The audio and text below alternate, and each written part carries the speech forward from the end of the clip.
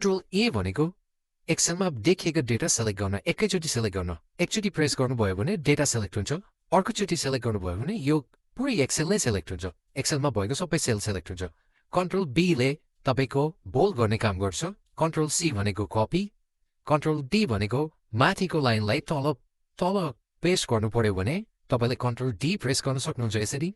E भनेको जस्तो यहाँ तपाईले देख्न सक्नुहुन्छ मैले सरनेम सेलेक्ट गर्छु सरनेम सेलेक्ट गरेर कपी गर्छु र यहाँ राइटमा पेस्ट गर्छु र अब हेर्नुस् म्याजिक Ctrl+E ल हेर्नुस् सबै सरनेम एकैचोटि आउँछ Ctrl+E को यो म्याजिक छ F भनेको फाइन्ड गर्ने कुनै वर्ड तपाईले कुनै नम्बर सेलेक्ट फाइन्ड गर्न सक्नुहुन्छ Ctrl+Z भनेको डाइरेक्टली मलाई A को 18 मा जानु पर्यो A को 18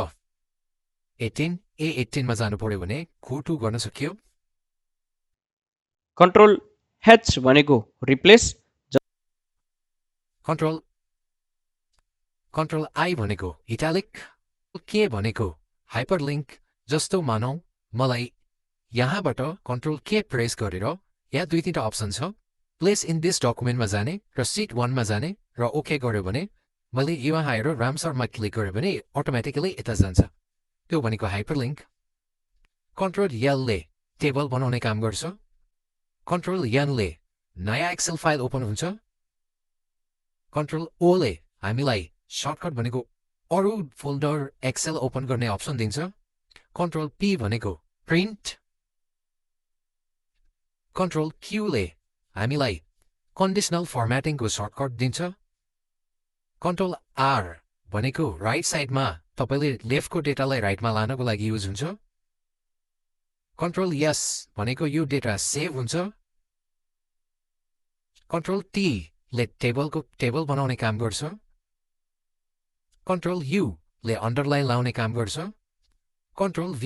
भनेको कपी गरेको डेटालाई पेस्ट गर्न सकिन्छ Ctrl+V ले Ctrl+W भनेको फाइल क्लोज गर्न युज गर्न सकिन्छ